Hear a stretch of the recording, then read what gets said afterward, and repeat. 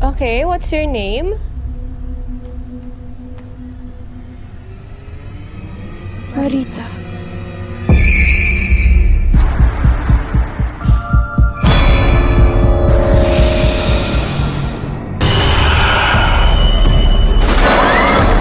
Marita! Tama na! Marita! Magpakita ka sa akin! Lakas kayo!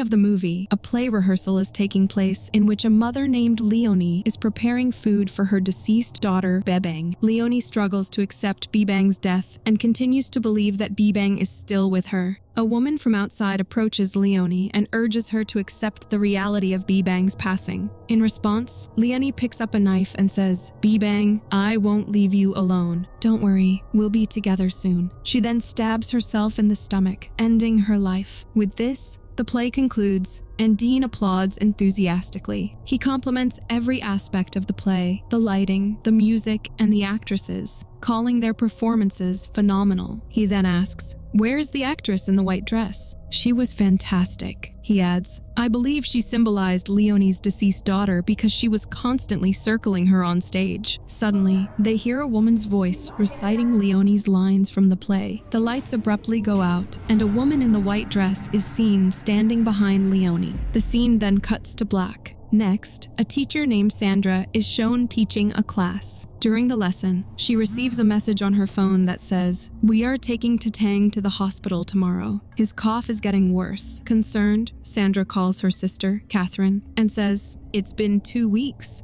and you're telling me this now? You're there to look after Tang. I'm sending you money, and if Tatang needs to be hospitalized, just take him." She then ends the call. Sandra's colleague, Jenny, approaches her and invites her out for lunch to celebrate the renewal of her contract. Sandra agrees, and the scene transitions to a restaurant. At the restaurant, Jenny asks the waiter to take a picture of their group. When the waiter clicks the photo, he notices that Sandra's face appears distorted. Surprised, he takes another photo and then hands the phone back. During the conversation, one of Sandra's colleagues asks, "When is your contract renewal?" Sandra replies, "In 2 months." Jenny comments, "If it's Sandra, there's no doubt she'll be renewed." Another colleague adds, "Yes, she's Dean Francisco's favorite." Jenny agrees, saying, "Of course." Sandra never says no to anything, not even to the most impossible tasks. The group continues chatting casually, discussing various topics. The scene transitions to Dean Francisco leading Sandra to introduce her to Selmo, the utility worker. She asks Selmo to unlock the Socorro Hall. Once inside, she informs Sandra that this place is Socorro Hall. It's a bit dusty, but still in good condition. "We haven't used it for the past 5 years. She then addresses Sandra. "You mentioned during your job interview that during your college days, you were the president of your theater group." Sandra responds, "Yes, theater has always been my first love." Dean says, "Good to hear that. I have an offer for you." Curious, Sandra asks, "What is it, Mom?" Dean explains, "The chairman has tasked me with rebuilding the university's official theater group, the old Sinag Diwa. So, I am looking for someone to lead the group. I think I am talking to the perfect person right now." Excited, Sandra replies, "Of course, I'd love to do it." Dean, pleased, says, "I never expected a no from you." She then adds, "Selma will take it from here. He knows more about Socorro Hall than I do." With that, she leaves, asking Selmo to come with her. Excited, Sandra begins reciting dialogues, reminiscing about her old theater days. As she gets lost in the moment, her shadow starts moving towards her. She feels something behind her, and just then, Selmo enters the hall. Feeling embarrassed, Sandra quickly collects herself and leaves the room. Later, 2 of Sandra's colleagues warn her not to accept the offer. She asks, "Why not?" Just then, Dean enters, and her colleagues leave with grim expressions. Dean asks, "How are the auditions going?" Sandra replies that she is making flyers for the students. Dean appreciates her efforts and leaves. The scene cuts to Sandra informing her students about the auditions she is holding for Sinag Diwa, the official theater group. Later, many students arrive for the auditions. As Sandra sits down for the auditions, a woman in a white dress steps onto the stage. Sandra, busy with her work, asks without looking up, "What's your name?" the woman replies, Marita. In the next moment, Marita appears behind Sandra. Unaware, Sandra asks, "What are you doing today?" and then notices that there is no one on the stage. Just then, another girl walks up from behind to audition. One by one, various students come for their auditions, and eventually, they all finish. As Sandra prepares to leave, a student named Christina approaches and asks if she can audition now. Sandra agrees, and Christina steps onto the stage. She introduces herself and says, "Since I was young, I've always loved theater." Sandra asks, "Are you still doing theater?" Christina replies, "When I turned 14, I lost my self-confidence. After that, I stopped, but now I'm starting over." Sandra tells her to begin her act. Christina starts. "Who said that the world only belongs to beautiful people? Who has the right to judge who is beautiful or not? Come on, grow up, guys. We should stop focusing on physical appearance. What matters most is the kindness of the heart, wit, skills, and talent. So to those who are telling me that I won't succeed, just wait for it. Because I promise you one day, I will reach the top."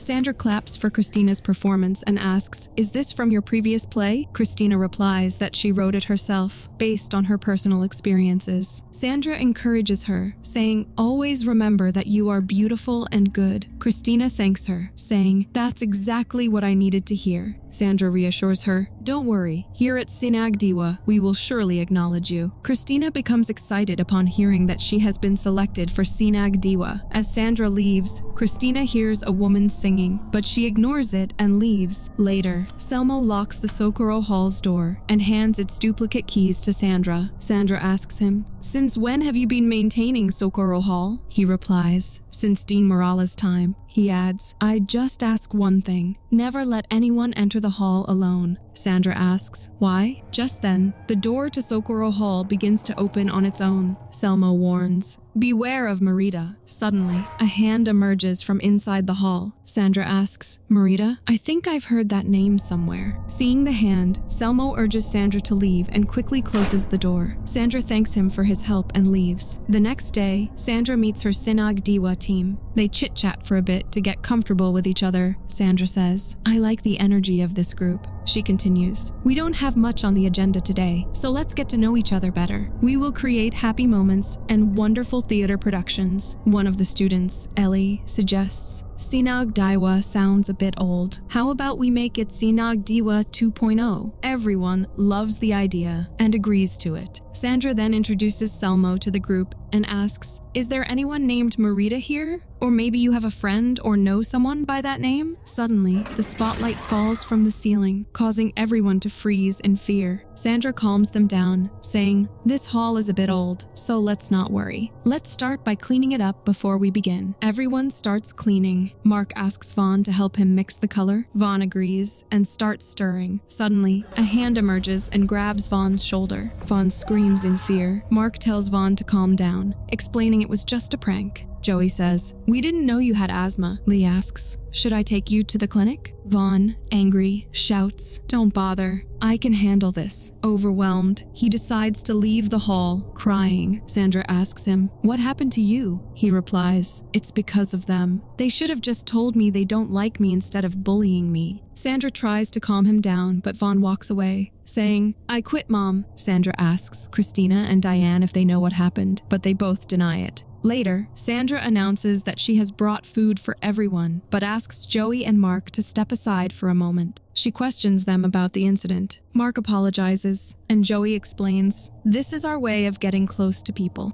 We do it through jokes, but he wasn't a good sport." Sandra responds, "Was it his fault?" Joey admits, "No, Mom." Mark adds, "We won't do it again, Mom." Sandra says, "It's okay. You don't have to apologize to me. We are like a family here, and there's no room for bullying." She then encourages them to enjoy the food she brought. They join the others and start enjoying the meal. The scene shifts to Sandra introducing the group to Fiona, who will be facilitating their workshop today. Fiona begins the session and engages the group in various exercises. The students thoroughly enjoy the workshop. After a while, Fiona announces a 15-minute break, asks for directions to the washroom, and leaves. Meanwhile, Dean appreciates Sandra for arranging a workshop for the students. Noticing Sandra looking worried, she asks, Is something wrong? Sandra replies, nothing. Maybe I'm just tired. The dean encourages her, saying, keep your strength up for the days ahead. The chairman is eager to see your first production next month, and I've already assured him it will be ready. I know you can do it. After all, by next month, I will be deciding on your renewal. Sandra agrees. In the washroom, Fiona accidentally drops the toilet paper roll, and it rolls away. As she bends down to pick it up, a hand suddenly grabs hers. Fiona looks at the hand and screams in terror. The scene cuts to Sandra on stage, shouting, "What happened? What's going on here?" She continues, "Fiona left. I know her. She wouldn't just leave without a reason, unless someone upset her." Mark hesitantly asks, "Is it because of us?" Lee quickly adds, "But Mom, they didn't do anything."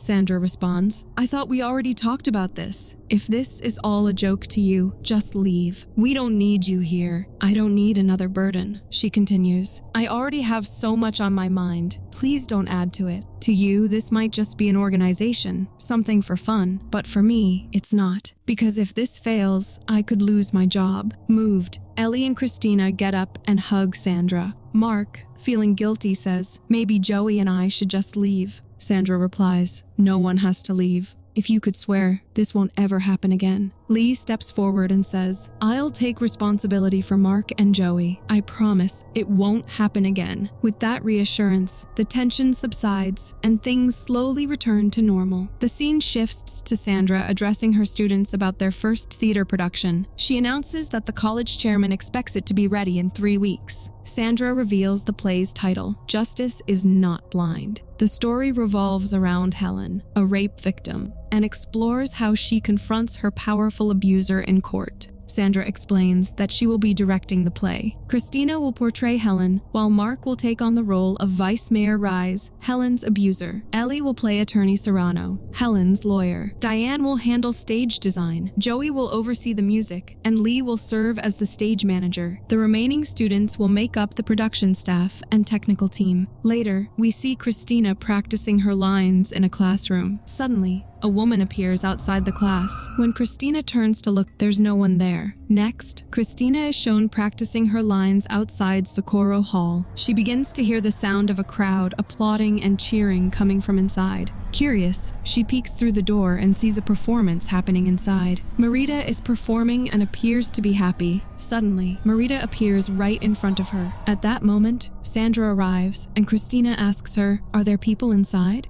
Sandra checks and responds, "There's no one." She then tells Christina, "Let's practice your lines," and calls her into the hall. Inside the hall, Christina and Sandra begin reciting the lines. Sandra provides feedback and gives instructions to help Christina improve. Suddenly, Christina starts delivering her lines with anger. Sandra advises her to tone down her delivery, explaining that Helen's character is reserved. She asks Christina to try again, but once more, Christina recites her lines with anger. When Sandra looks up, she notices that Christina is asleep, leaving her baffled and confused. Meanwhile, Mark goes to put away the play's costumes. Suddenly, the lights begin to flicker. Nervously, he moves forward and opens the wardrobe to store the costumes. Out of nowhere, Marita appears behind him, haunting him. Mark looks around but sees no one. Then, a hand emerges from the top of the wardrobe. When Mark looks up, Marita screams, then jumps on him and emits a black liquid on his face. Mark screams in terror, and just then, Sandra arrives. Selmo exclaims, "Marita is angry!" and rushes to help Mark. Later, Joey asks Mark, "What did you see?" Mark replies, "I'm not sure, but she was a woman." Christina remarks, "Wearing white? So I wasn't imagining things." Diane says, "That's Marita. I'm a member of a horror fanatics group. Recently, I stumbled upon a post and then shows the post to others." On the other hand, Sandra asks Selmo, "Who is this Marita? Is there something I should know?" Selmo begins narrating Marita's story. He says, "Marita was a talented actress. The audience always applauded her performances. Whenever she led a production, everyone eagerly looked forward to it. But as time went on, new and better actors emerged. Slowly, Marita's star began to fade. Once, for a show, she wasn't chosen as the lead, someone else got the part. Hearing this, Marita screamed, "You can't do this to me," and stormed out of the hall. She even tried to use her body to reclaim the lead role, but it didn't work.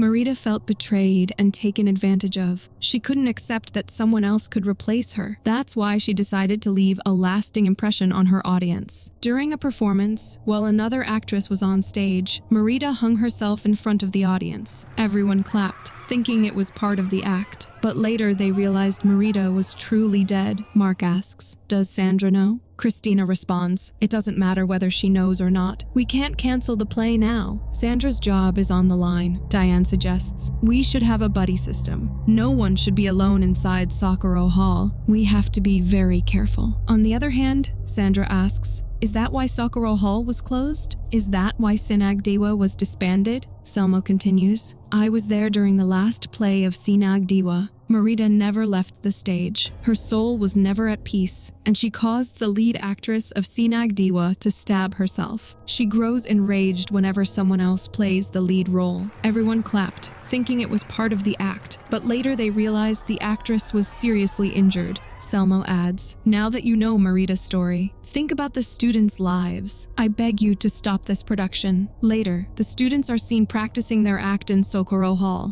Selmo watches from the door but, feeling disappointed, leaves quietly. While performing, Christina senses Marita's presence and hears her reciting the lines. She turns to Lee and asks him to stop feeding her the lines. Sandra intervenes, sending Lee backstage and encourages Christina to continue the act. However, as they resume, Christina again hears Marita reciting her lines. Overcome with fear, Christina breaks down, saying, "I can't focus." Sandra comforts her, saying, "You're probably just tired. We're all exhausted." She then announces a day off for everyone and urges them to get some rest so they can be fully prepared for the next day's technical dress rehearsal. Just then, Sandra sees Marita standing behind the students, but she vanishes in an instant. The next day, Sandra informs the dean that they might not be ready by next week. She then asks, "Do you know what happened to Marita?" The dean replies, "Why? What happened? Is she bothering you?" She then immediately calls Selmo and orders him to come to Socorro Hall. When Selmo arrives, the dean scolds him harshly for feeding such nonsense to Sandra. She asks him to stop interfering with Sinag Diwa unless he wants to lose his job. Turning back to Sandra, the dean says firmly, "Marita is just a myth, made up by superstitious old-timers like Selmo. Fear the living, not the dead," she screams, "and you should fear the very real possibility of being jobless by next month." Terrified, Sandra responds, "I understand, Mom.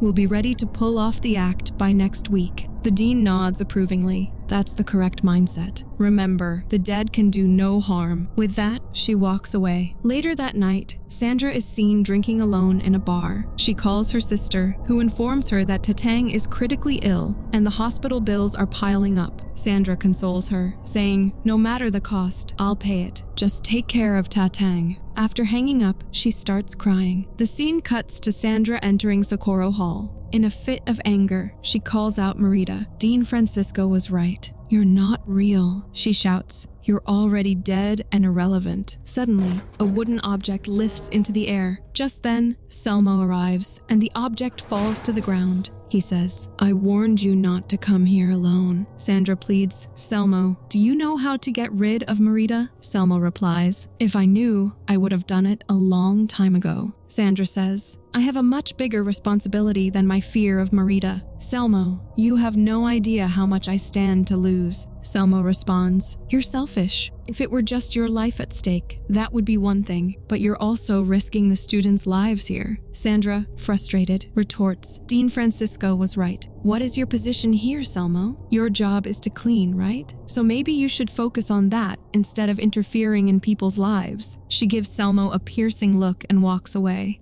The scene shifts to the group preparing for the technical dress rehearsal. In green room, Ellie tells Christina that she forgot her glasses at the other dressing room and goes to get it, saying, "I will be real quick." Christina begins reciting her lines quietly and then attempts to zip up her dress from the back. Suddenly, Marita appears behind her and starts fastening the dress. Feeling someone's touch, Christina freezes in terror and quickly turns around, but no one is there. Moments later, a piercing scream echoes through the hall. Everyone rushes to the green room. Inside, Marita is laughing menacingly. Her laughter quickly turns to rage as she screams at Christina, who is hovering midair, suspended by an unseen force. The group enters and watches in horror as Christina levitates, then suddenly falls to the ground with a thud. Later, Sandra gathers the group and apologizes to everyone. She says, "I'm sorry for insisting that we continue performing despite the presence of a spirit here. I was selfish. If this play doesn't happen, I'll lose my job." She continues, "If any of you want to leave, I understand, and it's fine with me. I'll just inform the dean that we can't go through with it." Hearing this, several students immediately leave the room. Christina, however, speaks up. "We'll do it." Mark adds, "Joey and I will stay too." Lee nods, saying, "Of course, no one gets left behind." Diane chimes in, "I'll handle the props." Ellie says, "Count me in." Sandra looks at them all, her eyes filled with gratitude.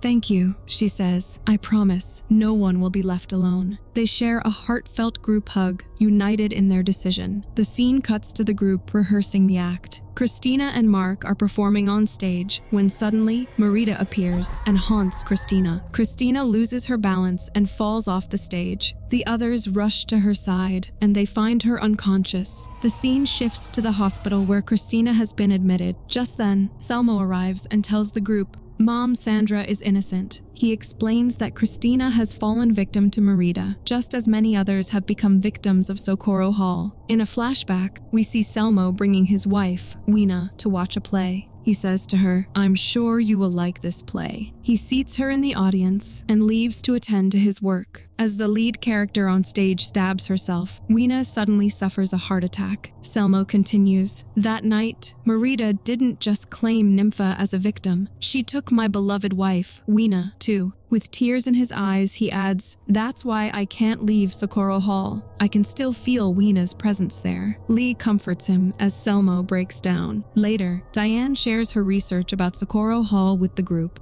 She reveals in 1987 there was a production at Socorro Hall where a tragic accident occurred. 5 years ago, Dean Morales was found unconscious inside Socorro Hall. Then there's Weena, Selmo's wife, and there are numerous reports of people entering Socorro Hall who were never seen coming out. At that moment, Sandra arrives and notices Diane's research. Diane then reveals an important discovery. Among all the victims of Socorro Hall, there's one person who might be able to tell us what really happened, and that's Nympha. She was in a coma for a long time, but eventually recovered. She survived. The scene transitions to Sandra meeting Nympha. Sandra introduces herself and explains that she knows about her experience at Socorro Hall. She adds, "Marita is haunting us again." Nympha hesitates and replies, "I've forgotten about it. Ask someone else." Sandra then reveals that one of her students is in a coma. Hearing this, Nympha tells her, "Meet me after my shift." Later, Nympha asks Sandra, "What's her name?" Sandra responds, "Christina." Nympha then explains, "Marita probably has a hold on her soul. When Marita made me stab myself, I was transported to another realm." She continues, "When I woke up, Marita was on stage, performing her act. I realized her entire audience was dead. In that realm, she is the star. I managed to untie my hands and waited for a moment when Marita wasn't looking. I quickly left Socorro Hall. I only woke up once I was out of that place. I was in a coma for a few days." Sandra replies determinedly, "I need to go to that place." Nympha warns her, "This could be dangerous. You have no idea what might happen to you." Sandra responds, "It's better than doing nothing." After a brief pause, Nympha tells her, "I can only think of one way to make it happen." The scene then shifts to Selmo at Socorro Hall, calling out to Marita. He declares, "Marita, the lives you've taken are more than enough. Have mercy. Your time is up.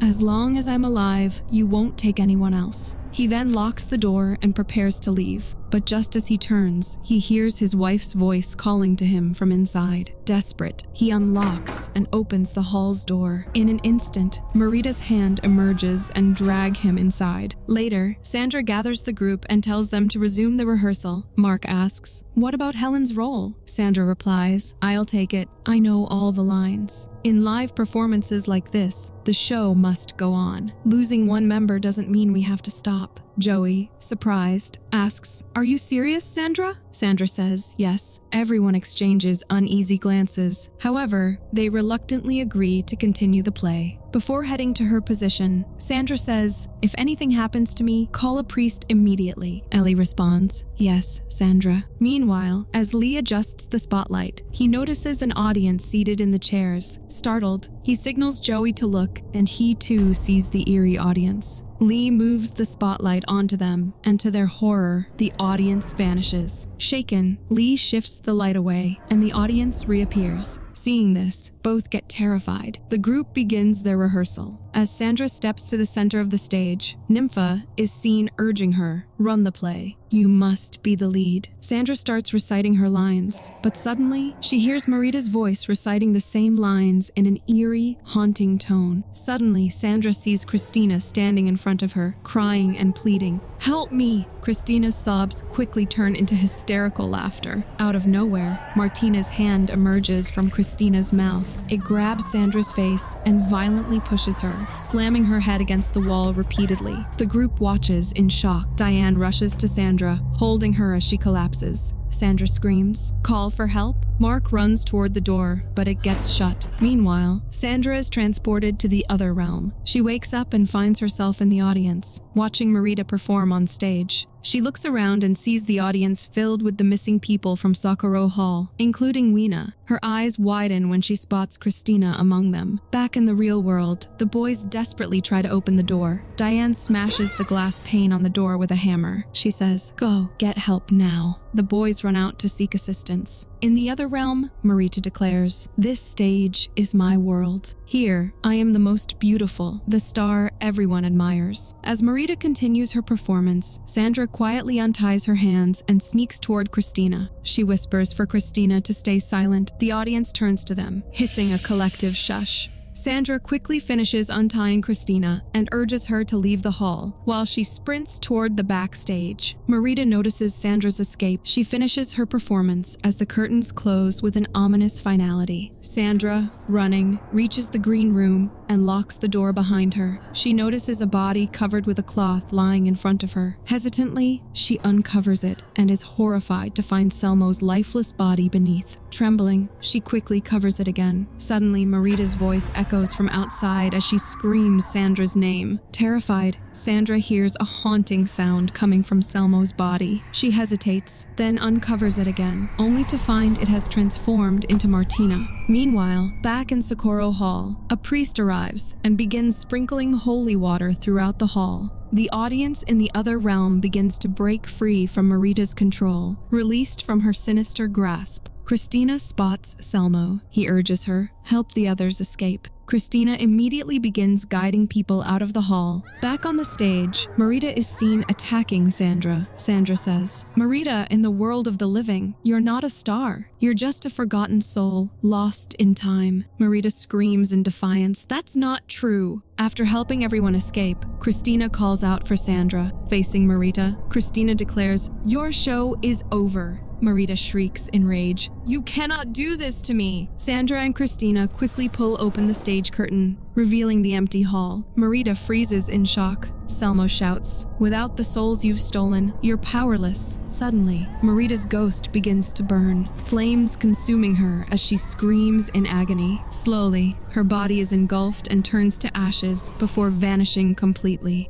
The scene cuts to Sandra regaining consciousness. The group hugs her, embracing her in relief. On the other hand, Christina also awakens from her coma. Amid the chaos, however, Selmo succumbs to his injuries and passes away. Later, Sandra is seen submitting her resignation to the dean. The dean asks, "What's your plan now?" Sandra replies, "I'm going to find a job where I'm valued, where my life matters." As she turns to leave, she pauses and looks back. If there's one thing I've learned from Marita, it's to find a place or person who truly sees my worth, not someone who treats me like an object, something to be discarded whenever they want. she adds sharply. If Marita were to take someone, it should have been you. I hope from this on, you will start giving importance to the students' lives. Without waiting for a response, Sandra walks out. Outside, the group gathers around her. The group asks, "Did you tell her?" Sandra nods with a small smile. Christina says, "Our Sandra is truly brave." The group bursts into applause, cheering for her. Sandra, visibly moved, says, "I'm going to miss you all so much." The group quickly decides, let's drop Sandra home together. Laughing and chatting, they leave together, and the movie ends on this heartfelt note. Thanks for watching. If you enjoyed the chills, hit that like button, subscribe, and turn on notifications so you never miss a scare. Until next time, stay spooky.